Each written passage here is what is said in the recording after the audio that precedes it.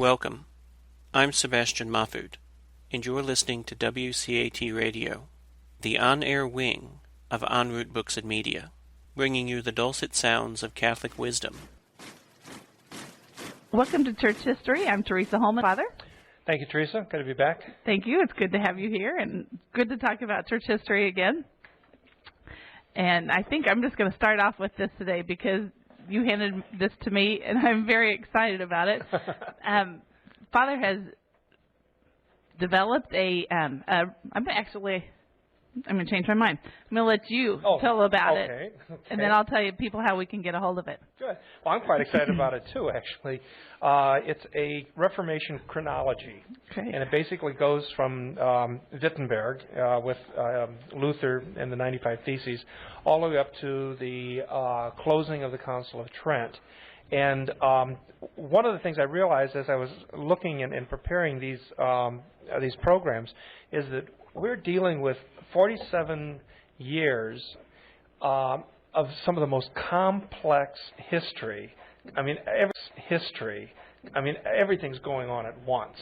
And what we have a tendency to do is, when we look at this period of time, historians have a tendency to do the Protestant side first, and then the Catholic side after. Usually they call it the Catholic Reformation or the Counter-Reformation. But the fact of the matter is that the Catholic Reformation was underway before the Protestant Reformation began. We've already talked about that. Mm-hmm. It was going on during the Protestant Reformation, and it continued on after the Protestant Reformation.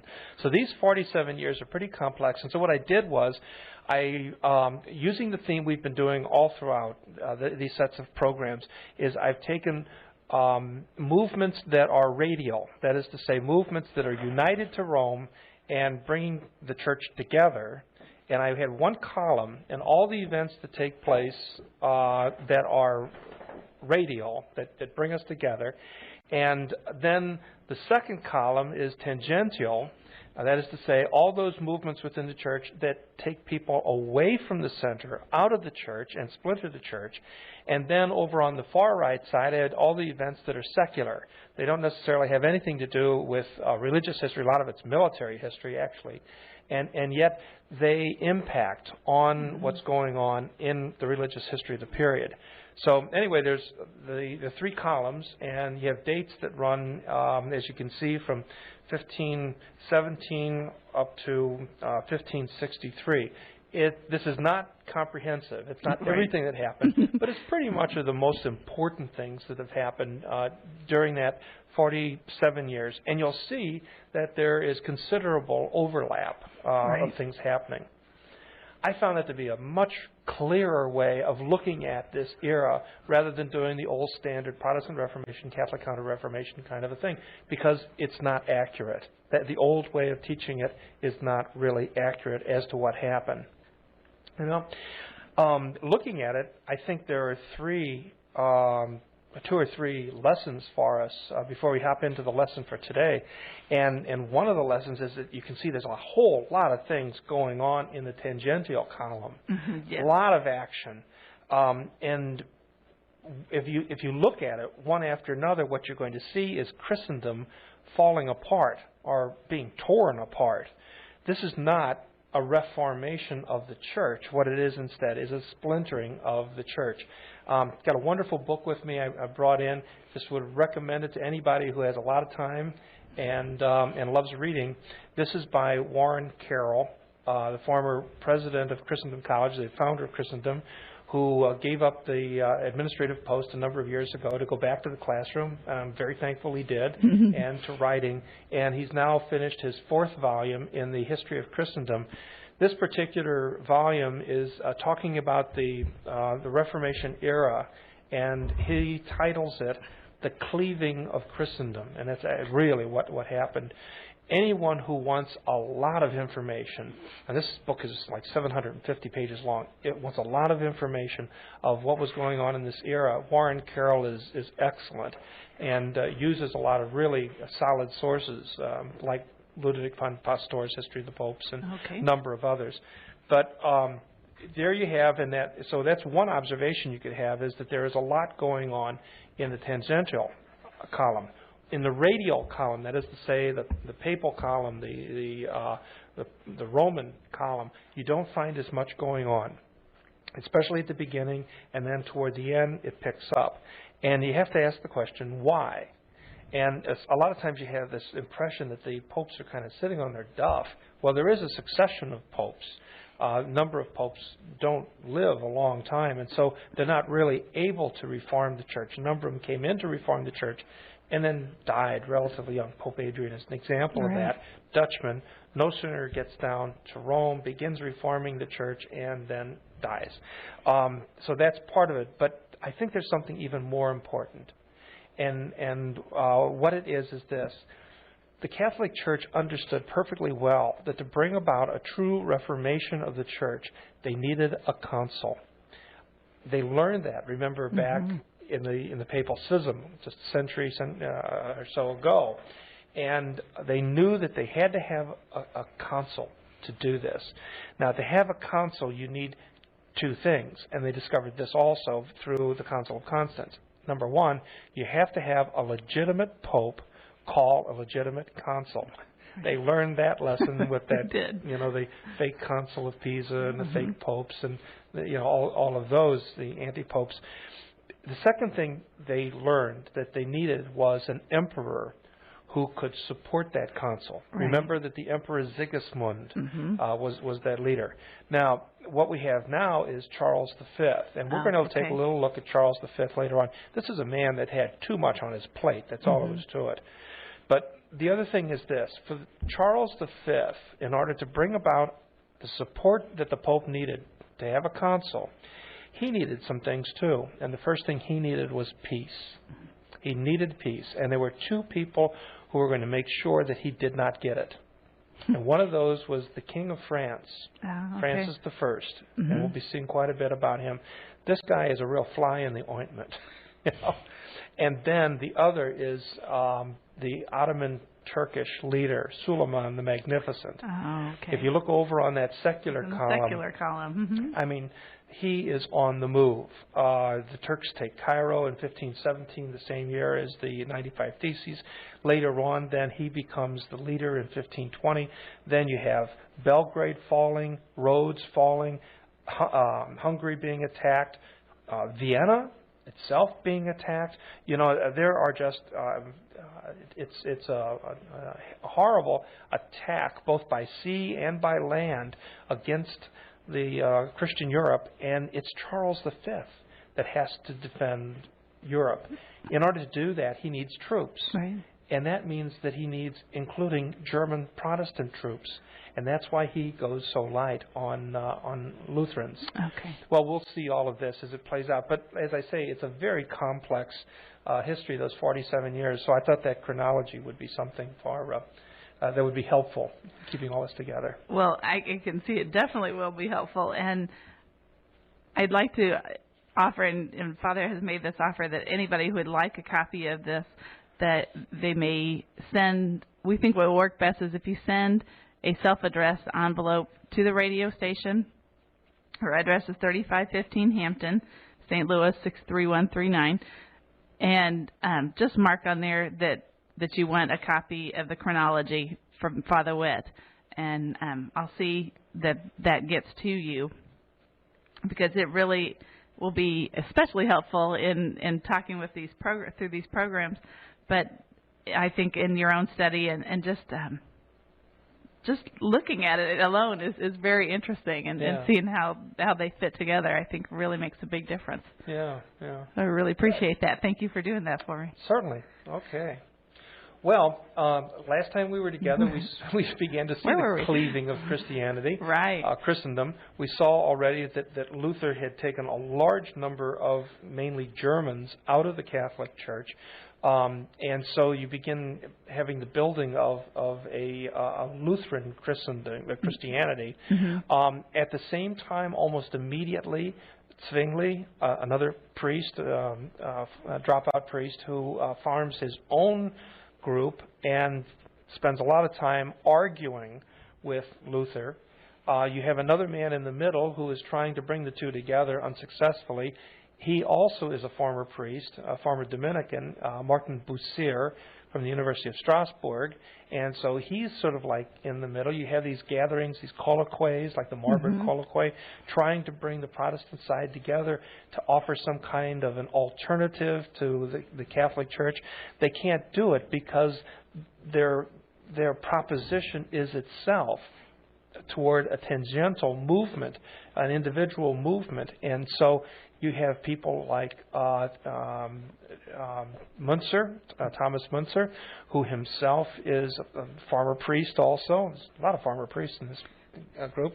And he goes way over into, he becomes a leader of the Anabaptists, and they go off and really do some radical things, especially when they take over the very Catholic city of Münster in northern Germany, and just institute this incredible Protestant communist city-state that lasted 1 year and just did horrible havoc to everything.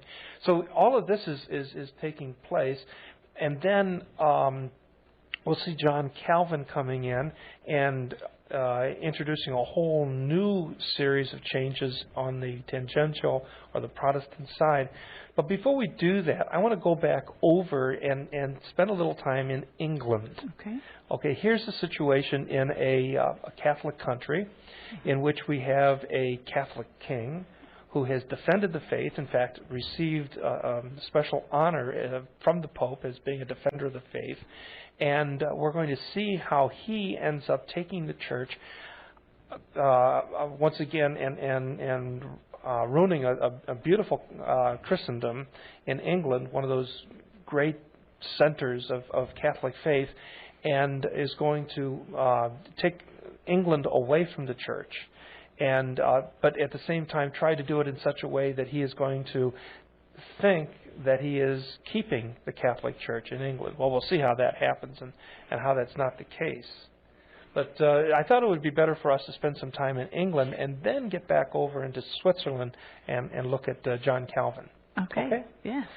So I think the key here to keep in mind is that the Tudor family is very concerned right from the get-go about stability in England itself, and also a role to play in foreign affairs in Europe itself, in a larger sense.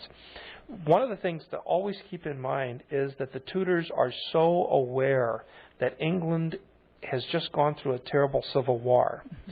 Earlier, remember the horrible 100 Years' War that wore on, that no sooner came to an end, and the English went out after each other in what's known as the War of the Roses, because the two families that were fighting over the royal throne had a red rose and a white rose as their emblems. In the end, it was a terrible slaughter, and finally then the Tudor family picks up the pieces. And Henry VII, the father of Henry VIII, is going to try to stabilize the country. And so this means that highest in their mind is going to be stability and making sure there's a male heir. This becomes really important to the Tudors, that there's a male heir to take over in each generation so that a new civil war doesn't break out, which would absolutely destroy England. You know? And so he does this by establishing a peaceful and a prosperous England and working closely with the most powerful family in all of Europe, the Habsburgs. Oh, yes, okay. Yeah. And so he makes arrangements to marry off his eldest son to a Habsburg princess, Catherine of Aragon. Okay. The Habsburgs were really good at using marriages and bringing about alliances, and so Catherine was available, and they shipped her on over to England, and she was married then to, I believe his name was Arthur. And then what happened was that Arthur died. He died almost immediately after the wedding itself. Oh my gosh! There is great question and doubt as to whether the marriage had ever been consummated. Oh. This becomes very important later on, because if the marriage had not been consummated, then the marriage itself is is open to question. Right. Its legitimacy and its validity. And so what happens is that with the death of her groom, so shortly after the wedding, Catherine then decides that she's going to pack up and go back to Spain and do what she'd really want to do, which would be to spend the rest of her life in a nunnery. Uh-huh. Well, Henry VII had other ideas. He was not real interested. I mean, he had worked very hard to bring about this alliance between the Tudors and the Habsburgs, and he did not want to see that disrupted. And so he's on his deathbed, and he prevails to his younger son to marry Catherine of Aragon before she could pack up all the jewels and other goodies she had brought and take them back to Spain. Well, Henry is younger than Catherine. He is a restless, wild guy that just wants to have a lot of fun. Mm-hmm. But on the other hand, this was his father's death wish. Right. And so Henry Jr., agreed to do this. And so he was then married to Catherine of Aragon. Wow. Okay. Do we know how much age difference is there? I don't. Okay. I'd have to look it up. Oh, yeah. That's fine. It's a couple years, but nonetheless, he found himself being tied down to an older woman who for a fun evening would be to spend it in a chapel saying rosaries, and that was not Henry VIII's idea of a fun evening. Right. Okay. Anyhow. So he does this, and this gives him, at least temporarily, some really big and powerful friends. Mm-hmm. There's a war going on at the time. It's a group, it's an alliance called the Holy League against France. And so now that he's part of the family, he's opened now to being able to join the Holy League against France. And so there's big hitters like Pope Julius II is in this league. The Emperor Maximilian, King Ferdinand of Castile, his father-in-law, and so he's hobnobbing with the with the important people. However, he doesn't contribute much to the war, and the other leaders turned around and sued for peace, brought about a peace treaty, and forgot to mention him. Oh. So it was kind of embarrassing. He was kind of left out. Also, at the imperial court, there was a big question that this was the time in which Maximilian was quite elderly, and everyone was very concerned about who would become the next emperor. And Henry sided with his nephew, Charles, the Duke of Burgundy, who would eventually become Charles I of Spain, Charles V of the Holy Roman Empire. Okay. And so he looked at this as being a good alliance because Charles, some of his realm also includes the Low Countries, which are right across the English Channel from Great Britain. It's a big wool area. There's a lot of commerce going on. They're very strategic ports. England produces a lot of wool. Mm-hmm. The Low Countries are doing lots of textile, and so it's a great opportunity for commerce back and forth. The whole works. And so in the midst of all of this, Henry says to Charles, gives word to Charles, says, Pope's not going to live forever.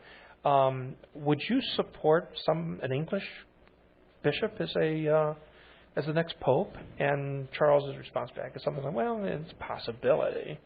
And he said, well, how about Cardinal Wolsey? And Charles's reply was, not in my life, or something along those lines. And so once he was out of luck. So Henry decides to play two ends against the middle. Okay. And what he does is he contacts the King of France. This is the young Francis I, who is in many ways the French mirror image of Henry. Here's a guy who is athletic, loves hunting, loves contact sports. He also loves wenching, one of his contact sports, and so they had a lot in common. And so he made arrangements in 1520 to have a meeting between Henry VIII and Francis I. And in the process, there was a big tournament, and they got it on quite well, at least until somebody mentioned that Francis was a world-class wrestler. Uh-oh. And Henry said, well, I'm no slouch myself at it. And the two of them, it's a terrible mistake, they had a royal wrestling match between the two of them. And, of course, in a wrestling match, only one can win. Mm-hmm. And Henry VIII got pinned. Mm-hmm. And he, once again, he was really, his ego was bruised really badly. And, of course, Francis rubbed it in, too, which was not the best thing to do.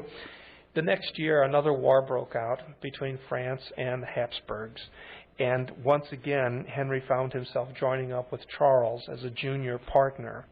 And once again, he brought up Cardinal Wolsey as a possible pope. And once again, Charles said, no way. And finally, he gives up on it. So he's really caught between a rock and a hard spot. His foreign policy is kind of a shambles, Uh-huh. And so, anyway, in the midst of all of this stuff going on, and in the midst of all of his hunting trips and his carousings and all this kind of things, the fact of the matter is that he over a number of years fell out of love with Catherine of Aragon, if he had ever been in love with her to begin with.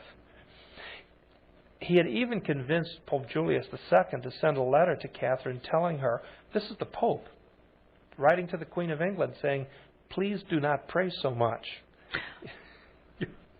You're taking yourself away from another important sacrament, matrimony, which you need to, pay more attention to your husband. Well, as if that would make any difference, because by this time, Henry was absolutely enamored with a young English thing by the name of Anne Boleyn. Okay. Now, I have heard that, and at least one historian has said that part of the attraction for Anne, there were a couple things that really attracted Henry to Anne, but one of the attractions was evidently on one hand she had a sixth finger. Okay. Which, that was his attraction. Okay. Well, it's rare. It's rare, yeah. Probably the more important thing, I don't know whether that's actually true or not. It is quite a rare phenomenon. But the other thing that is even more enticing, undoubtedly, that made her all the more attractive to the king was she would not let him touch her. Oh, yeah. And he had his way with anybody and anything, but Anne would not let him touch her, and it drove him crazy. Mm-hmm. And she constantly said, I can't do this because you're married. But if you weren't married, then that opens up a whole new kettle of fish. Now, Henry has that going on. Right. He also has the dynastic thing going on. He's been married to Catherine of Aragon over 20 years. Oh. They have had one child, and that is a girl, Mary Jr., Mary That's Tudor. Right. Okay. And in the midst of all of this, somebody comes to the king and says, do you know that in the Bible you broke a very important commandment and you're being cursed? That's why you don't have any male heirs. Oh, really? Show me. And they went to Leviticus 20:21. And the quote from Leviticus 20:21 is this: and if a man shall take his brother's wife, it is an unclean thing. He hath uncovered his brother's nakedness, they shall be childless. Based upon that, all of a sudden, Henry, the defender of the faith, started having some real scriptural doubts about his marriage. The fact of the matter is that he knew that he could produce children. After all, this guy is so testosterone full, it's not even funny. Not only did he produce a girl, but then she doesn't count. The English thought that only a man could run England. Strangely enough, the two most important monarchs in English history are women. Right. Elizabeth I and Victoria. But he also knew that he could produce a son, because he had a son, a young boy by the name of Fitzroy, who was illegitimate and therefore unable to come to the throne. So by now, they've been married 24 years.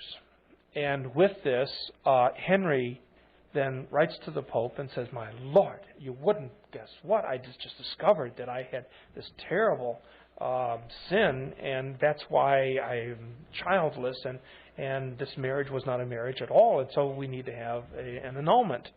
And this was in around 1529. And certainly the Habsburgs had some pretty good lawyers. They pulled together, and of course Cardinal Wolsey was given the job of leading up the annulment, and so they entered into the courts. This went on for 5 months. Okay. Now you can imagine how Henry is feeling. This man is just, like I say, testosterone driven. At the same time, he's having no relations with his wife, and at the same time, his supposed mistress won't have any relations with him either. So he is just going crazy after 5 months of testimonies and hearings. And at the very end, when it comes to the end, finally the Pope turns around and says, "Well, we can't decide this in England. It has to be decided in Rome. And when you come to Rome, you have to argue the briefs all over again." Oh, Henry went crazy. Start over again. He simply said it was not going to happen. The case would be tried in a British court. He just simply rules that. Turns around and fires Cardinal Wolsey. Oh, okay. And it's at this point that he needs some window dressing, because he's looking pretty bad, in everybody's eyes. And so he brings in as his prime minister one of the greatest humanists of all times, one of the greatest humanists, Christian humanists of certainly that age, of that Renaissance period, and we're talking about Thomas More. Thomas More, okay. Thomas More, the friend of Vives over at the imperial court, Thomas More, the friend of Desiderius Erasmus, one of the most respected men in all of England, one of the most respected men in all of Europe. And More agrees to take the position. What you have then is 2 other individuals who are going to be working closer to the monarchy to bring about the divorce. With More, he's not working for the divorce. That's all there is to it. Right. And Henry realizes very early on that he has the wrong man if he thought he was going to get somebody to come over on his side. On the other hand, he has Thomas Cranmer working for him. He was from the University of Cambridge. He advocates that the university, either Oxford or Cambridge or the two, study the question of the marriage and the divorce, and that they make a ruling on it. Henry's quite happy with that. And then the other is Thomas Cromwell, who is the former secretary of Wolsey, and is someone who knows the lay of the land legally for the divorce. Okay. But it's going to be a very difficult thing to prove, because, as I said before, the original marriage that Catherine had with his brother was probably not consummated. It couldn't be proven one way or the other. And then even just Mary, it's a real stretch of the imagination that Leviticus would be saying that a deceased brother was still in force. Well, anyhow, what happens is that there are a whole series of acts that are passed in Parliament using a lot of strong-arm tactics by Cranmer and Cromwell. And Henry VIII really pressing these. And the first one, and it's very clever the way they're set up too. The first act was called the Act of Prémunire, and what this did was it forbade any papal bulls, any letters from the Pope being published in Great Britain. Okay. So it took away the opportunity for the Pope to speak publicly, directly to the people of England. Dictators do this quite often, and we found even in the 20th century, Nazi Germany, the Pope was not free to communicate with the people, the Catholics of Germany. Right. Things had to be smuggled back and forth. So this was typical, and of course, certainly, Communist Russia was another example of that. Right after that, another act was passed called the Act of Annates. And what that did was it would allow no English money to be donated to the church and leave England. Any money donated to the church would stay in England itself. Nothing could be sent. So Peter's pence was now cut off. Okay. And remember that this is one of the great Catholic centers, England. Right. You know, right. I mean, you go back to the Middle Ages, and England was technically a fiefdom of Pope Innocent III. You know, after the signing of the Magna Carta and after John I and all this, it actually became a fiefdom of the Pope. It was considered to be, among the English people, to be a holy country. When you look at the great background of Bede, Venerable Bede, and Augustine of Canterbury and Edward, and all of these great saints, English saints. And here now, this has happened. It is quite shocking, but Henry wasn't finished. He had another act passed shortly after called the Act of Uniformity. This was a very controversial act because it said that the head of the church in England would be recognized as the king. So he would have church authority, ecclesiastical authority, as well as legal secular authority in England. Now, there are examples of something similar to this. In France, sometimes you have a Gallican Catholic church that is paying more attention to the king than to the Pope. We saw that, even during the Avignon papacy and at different times in French history. There are times when in Germany, the emperor had more influence in church affairs than in. So this is extraordinary. But it's not unheard of. Okay. Right? But the fact that it's passed in Parliament, that makes it all the more. And then finally, the last act, which is what he was driving at to begin with, is the Act of Succession. And what that did was it basically broke the question of the divorce. He had been secretly married to Anne already. Okay. And of course, as head of the church in England, he granted himself the divorce. That's a no-brainer.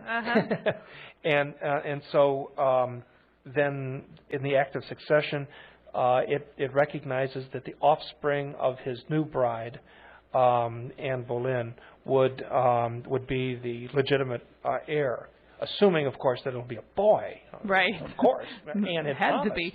Yes, that's right. Well.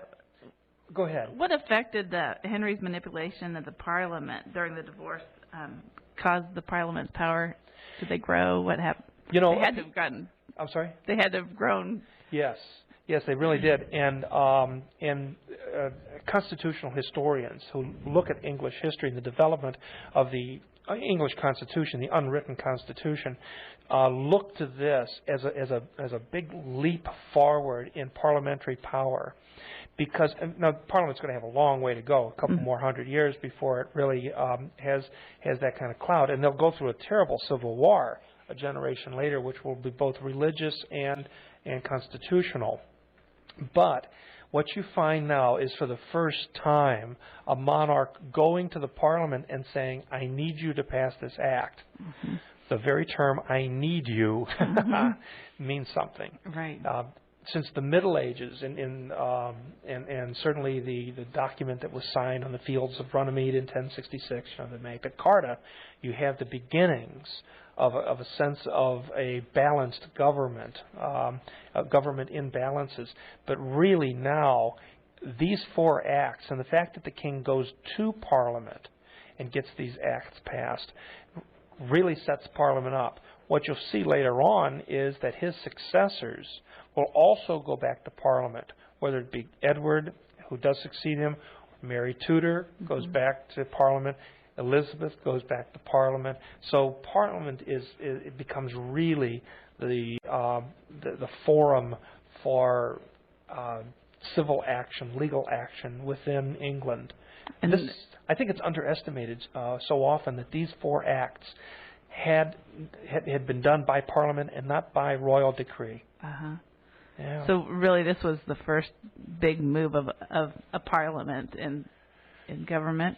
Yeah, really, and certainly much more than anything else you're going to find on the continent. You'll find diets like in Germany that are going to be important, and you'll have in France. They very seldom meet, called a constitutional convention called the Estates General. Meets every so many centuries when there's a national crisis. In Spain, you do have the Cortes there, but none of these bodies really have are going to be given the significance that the Parliament in England is going to be given. All right. Yeah, it's a fascinating side issue that's happening too. Yeah.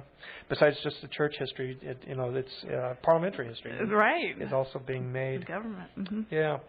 Well, one group of people was watched very carefully concerning this Act of Uniformity. Okay. That's going to be the bishops.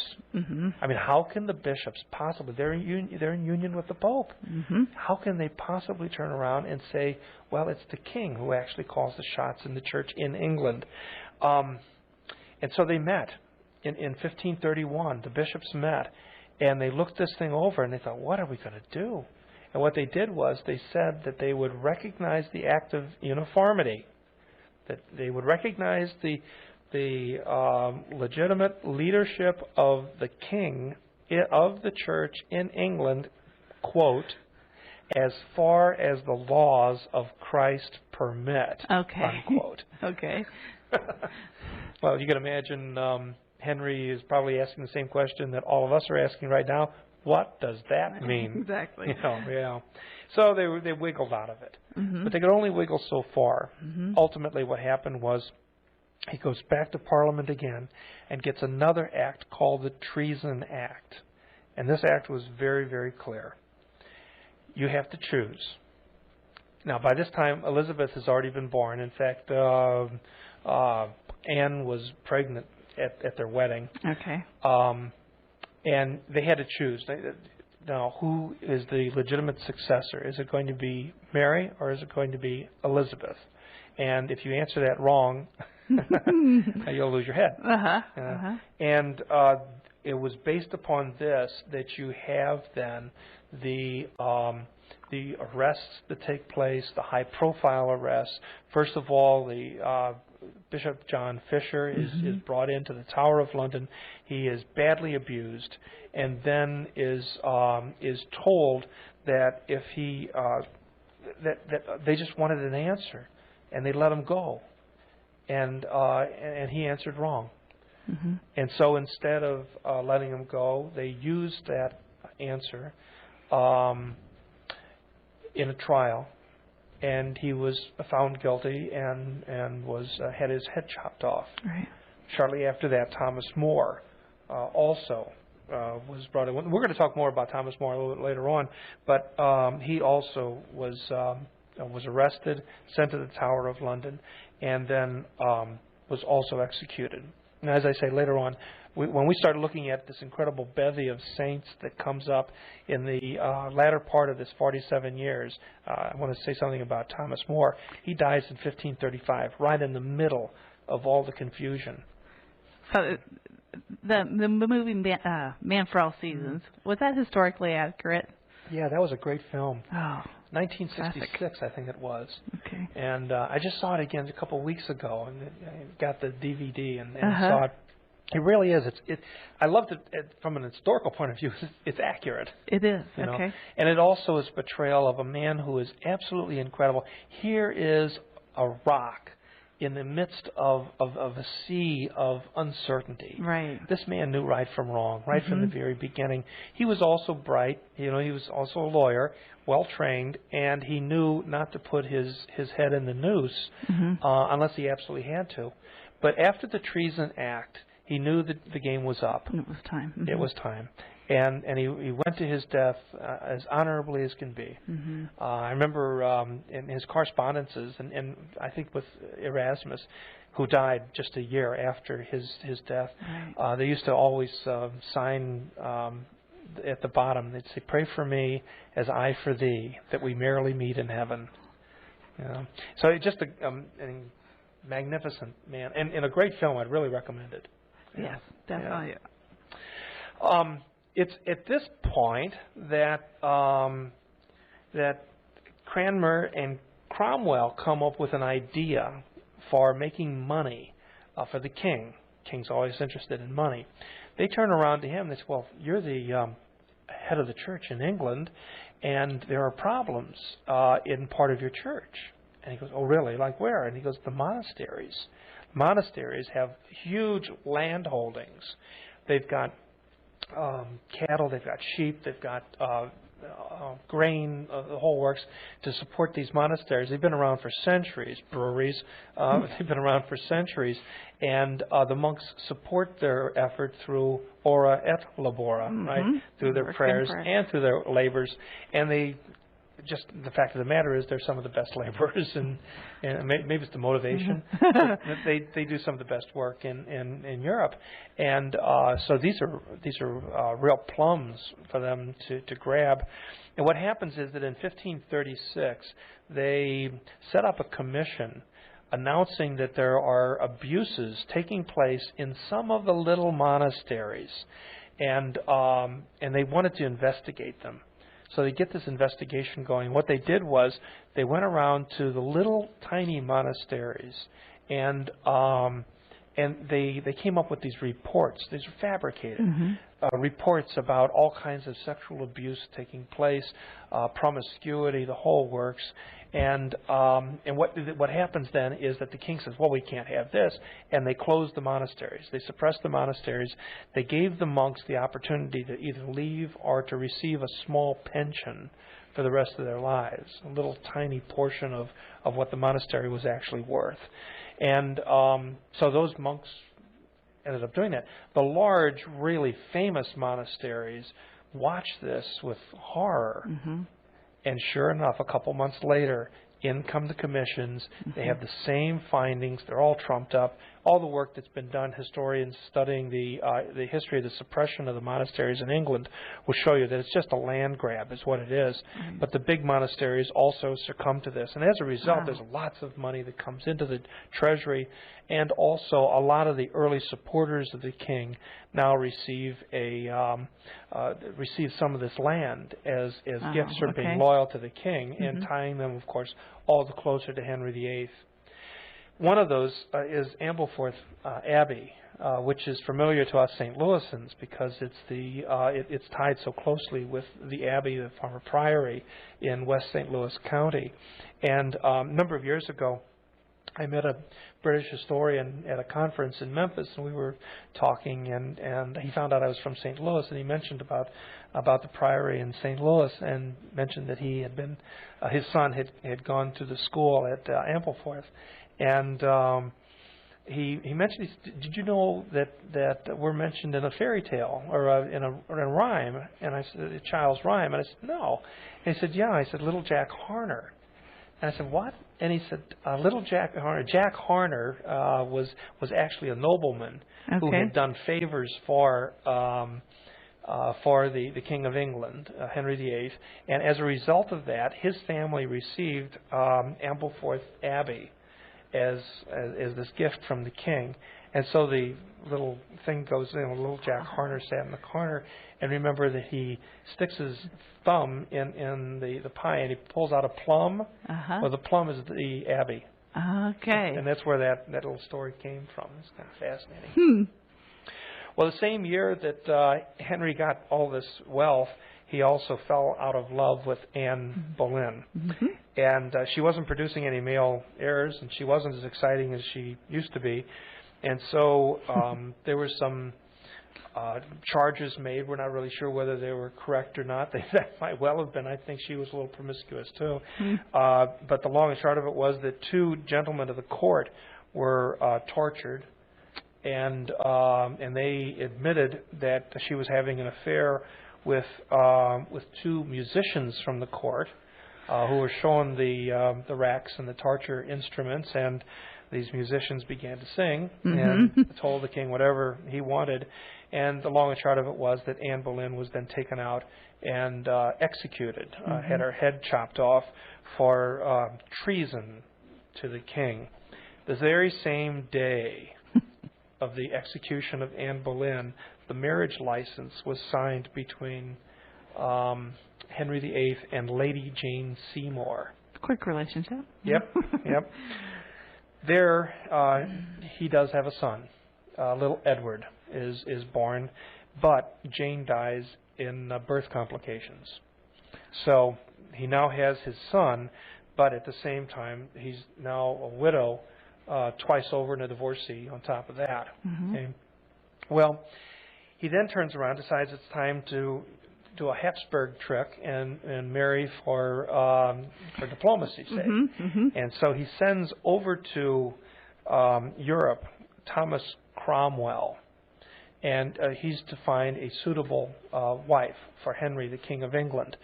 And what he does is he thinks that this would be a great opportunity. Thomas Cromwell comes up with the idea of bringing together two powerful families, the Tudor family in England, and then another family, the Cleves family. It's a German family that has lots of Protestant connections and is involved with a league that's setting itself up against the emperor and has a lot of money. And so the Cleves look like a good family to ally with, and so they happen to have a daughter available, Anne. Okay. Now, what happens is that Thomas Cromwell doesn't look into the details, but he has Hans Holbein, the great artist of the age, go to the Cleves and do a portrait of Anne of Cleves. This portrait is then sent over to England. And Henry goes, whoa, yeah, she's beautiful, yeah. Okay, so everything's arranged. Anne of Cleves arrives in England. Henry leaves London and goes down to meet her. She is one of the ugliest human beings in Europe, with the possible exception of Captain von Bora. And Henry went ballistic. It was a very brief wedding. Henry left almost immediately afterwards, leaving Anne to slowly make her way to London. Thomas Cromwell was arrested shortly after and was executed on July 28th of 1540. Oh. He had been charged with treason. This is the man who had manipulated the death of Thomas More, of John Fisher, of countless others.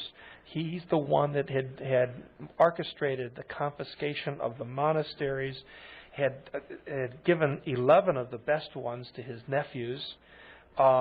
He had orchestrated the break with Rome. He is the great uncle of another Cromwell we'll hear later on, Oliver Cromwell. He's the great uncle of this guy. And now he finds himself being handed over to the executioner by the king that he had served so well all throughout his life. Who had taken care of so many other women already. Yeah, yeah. Okay. And at least some historians argue that at the very end of this, he had a scaffold conversion and came back to the faith at the time of his death. I'm not so sure about that, whether that actually happened, but I have no doubt that it's a possibility. Yeah, I would think it possibly could. It'd make you question everything that you've just been doing. Yes, yes. I remember taking a trip one time within easy driving range of St. Louis out to Herman, Missouri. And in Herman, they have taken the grade school there and converted it into a museum. And there was a lot of publication in Herman. A lot of Germans had come over to the United States and had settled in Herman, and it was sort of an intellectual haven of secularists and atheists. Okay. Not exactly the kind of Germans that we think of here in St. Louis, who are mainly rather conservative Lutherans, are Catholics. But there are a lot of atheists there, and a lot of their publications are right there for you to read. And boy, they just attack Christianity, attack immortality, attack all the basic tenets of the church. And then if you remember their names, and then you go up on the top of the hill, there's the old cemetery. And you go up there, and the same people that had written all these things in books and magazines and newspapers are now buried at the top of the hill, and they all have things like, "May you rest in Christ," "May the angels take you to heaven," all this kind of stuff. And you go, well, I wonder, where the conversion was. But I think Thomas Cromwell might well have looked into the jaws of eternity and thought that he was ill-equipped for the journey and might have converted. Well, anyway, Henry didn't convert. Henry divorced Anne of Cleves, which he was able to do very easily because, after all, the divorce was granted by the head of the church in England, Henry, and then turned around right away after that and married Catherine Howard. She's an English woman, but she also comes from one of the oldest and most respected families in all of England. It's part of the Plantagenet line. It goes all the way back to William the Conqueror. And also she is an incredibly beautiful woman. So I guess after Anne of Cleves, he wanted to check that out a little further. But at the same time, Catherine recognized that she was far too beautiful to be wasted on a middle-aged, fat old king, and so she had multiple affairs, and it was right under Henry's nose. Everybody in England knew it, and Henry knew it too, and he was insulted. And finally, within a year, 1541, he had her executed for treason. So now he's a widow once again. In 1543, he marries Catherine Parr, who is no stranger to marriage. She is a widow 2 times over herself. And 2 years later, in 1547, Henry died. He was worn out. He was incredibly fat, just obese, pathetic, and had a very, very bad case of syphilis. And with all of that, his life comes to an end. When he died, nobody was upset about it. He has been rehabilitated in history. We see him now as this happy rogue of a character and all this, but the fact of the matter is that he was a tyrant, and he was mean, and he was ugly, and he was promiscuous, and everybody in England knew it. And it took another several centuries. It wasn't until the 19th century that the English started treating him differently. And over here in the United States, we've got this silly love affair with Henry VIII. We even have restaurants and stuff in his honor and all that. It's just you don't know anything about him. So this is a time when there really is not divorce and remarriage. What drove him through all that? Sexual promiscuity. All I can say, and it is, you're right, it is very rare to have divorces and remarriages and that in this century. There are a couple cases. A little bit later on, we'll take a look at Philip of Hesse, who did not divorce his wife, but rather married twice. So he was a bigamist. That's rare too. And when it became public, it was a terrible embarrassment, especially for Luther and Melanchthon, because they had condoned the second marriage, knowing that he would be married to more than one woman. And I assume since being a king, he couldn't, and he had no sons then, he couldn't just be promiscuous on the side, because he wanted a son that would. That's right. As opposed, the crown. That's right. As opposed to his French counterpart, Francis I, who was also promiscuous. He also had a very bad case of syphilis, and but he was monogamous, had one wife, and then an incredible string of mistresses. If you look at just the history of disease and the history of venereal disease in Europe, you know that something's going on. And I guess it's a good lesson for us in history to know that this generation is not any different than any others. In Europe was introduced to venereal diseases through the explorers, who had evidently brought it back from West Africa. Usually the American Indians are accused of doing it, but it seems as though it was a skin disease among West Africans. It was not deadly for them, but it was a skin disease. The Europeans introduced it, and you know that within one generation, venereal disease, syphilis, appeared from Lisbon all the way to Danzig in Poland, present-day Poland, it was within one generation. Wow. There's only one way to get this. Mm-hmm. So there must have been a lot of stuff going on, mm-hmm. and these kings were just, you got the money, mm-hmm. you got the power, and and Henry's just one good example of that. Right. He was succeeded to the throne by his son Edward, taking the title Edward VI. He's 10 years old. He will only live about 6 years himself. He's a very sickly boy. And basically England was run by a committee of nobles during this period of time.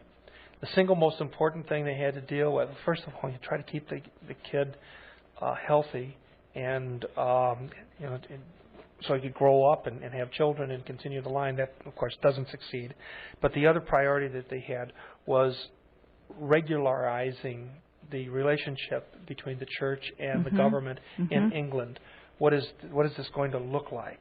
And remember that Henry VIII never allowed himself to understand himself as being a Protestant. He always argued that he was Catholic and he was doing a Catholic thing by leading the church in England. Obviously, he was doing this for his own self-service, but he always maintained the illusion that the church in England was Catholic. Mm-hmm. And so he constantly used that term, church in England. It was simply the Catholic Church minus the Pope.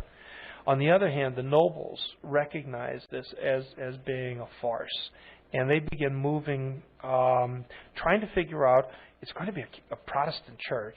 But what kind of, by this time, you start asking the question, what flavor Protestant? Mm-hmm. You know, yeah. I mean, there's already so many choices, right? Yeah, right. Really. I mean, you could go ahead, and by this time you could be Lutheran, although that seems like kind of a German thing mm-hmm. to do, or you could be Zwingliite, but that seems really radical. Or you could be a Calvinist, and that's a possibility. In fact, there were a lot of English who were very attracted to that. You could be Anabaptist, but my goodness, they're just radical characters. And or even at this point, you could even be Unitarian, mm-hmm. because there's a Unitarian church has been. So where are you going to be? You know, how is this going to work itself out? And over the time then that Edward is the king in England and king of England, and you have this committee of nobles running, they're going to argue back and forth, and they're going to try to become a Protestant church. Ultimately, what they'll be is a whole new flavor of Protestant, which will be then the Anglican Church, or the Church of England. Right. You begin seeing a switch now in language. Uh-huh. It always referred to this as the Church in England. Now, after Edward, and especially with Elizabeth, we'll see later on, now it really is the Church of England, and it is now its own brand of Protestantism. All right. Well, Father, thank you very much, and we are at the end of the clock here, so if you would close today for us. Okay. Let us remember that we're in God's holy presence. In the name of the Father, Son, and Holy Spirit, amen. Heavenly Father, we ask you to shower your blessings upon us. And as the psalmist says, prosper the work of our hands, O Lord. Prosper the work of our hands. We pray this in the name of your Son and our Lord, Jesus Christ. Amen. The Father, Son, and Holy Spirit. Amen. Thank you. We hope you enjoyed the program and will join us back for another show on WCAT Radio. This is Sebastian Mahfood. Good day.